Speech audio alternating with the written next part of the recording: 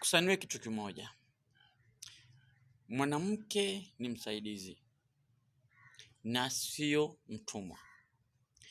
Kuna wanaume wengine ambao wao wanamchukulia mwanamke kama ni chombo cha starehe tu. Biblia inasema tukae nao kwa akili. Kwa nini tukae nao kwa akili? Kwa sababu tusipokaa nao kwa akili tutawapoteza. Kwa tuishi nao kwa akili. Mungu alipomuumba Adamu akamfanyia na msaidizi wake. Adamu wa leo ni mimi na wewe ambao ni wa kiume.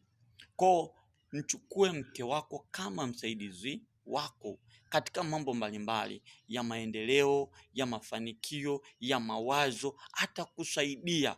Yule amepewa access na Mungu ya kumuuliza hata Mungu wakati mwingine. Kwa wazo analo kushirikisha, hebu likubali alafu lifanyie kazi. Mungu akubariki.